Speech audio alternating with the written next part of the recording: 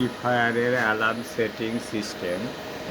প্রথমে অ্যালার্ম কিভাবে সেটিং করতে হয়, সেটিংয়ে গেলাম, ইন্টার অ্যালার্ম সেটিংসে inter alarm level inter right button click করলে আমি প্রত্যেকটা অ্যালার্মই দেখতে পারবো।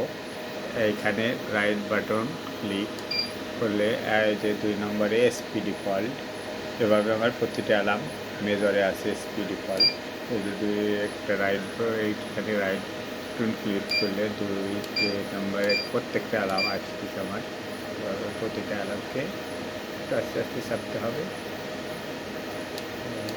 এইভাবে। আর 9 নম্বর, 10 নম্বর অ্যালার্ম, 11 নম্বর, 12 নম্বর এভাবে আমার 14, 15, 16, 17, 18, 19 নম্বরে ডিসিলো। এখানে আমার ডিসিলো আছে। এই ডিসিলোটাকে আমি এই লেভেলে আছে, এটাকে আমি এক ঘাট নিচে নামবো। নিচে নামার পরে এটাকে আমি কোন লেভেলে রাখবো, মেজর ক্রিটিক্যাল যেভাবে রাখতে চাই রাইট বাটন, এখানে আমি মেজর রাখলাম, ইন্টার। এবার আমি আবার উপরে গেলাম, এখানে 19 নাম্বার অ্যালার্ম, 20, 21 নাম্বারে ব্যাটারি, 22 নাম্বারে অ্যালার্ম,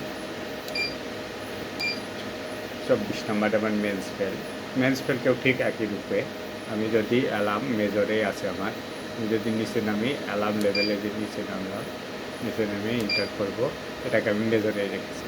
তাহলে আমার যেহেতু মেজরের দরকার, সেক্ষেত্রে মেজরে রেখেছি। এটা আবার ঠিক আছে। এবার আমি ওপর চলে যাই, ইন্টার দিয়ে মেজর 24,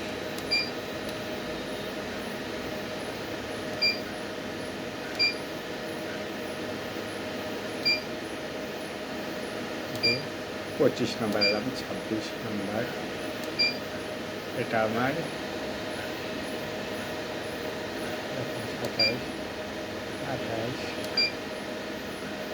রেক্টিফায়ার কম ফেলালাম 29। আমি কীভাবে রাখবো? এইভাবে আমি প্রত্যেকটা অ্যালার্ম ইমার্সন রেক্টিফায়ারে সেটিং করতে পারবো।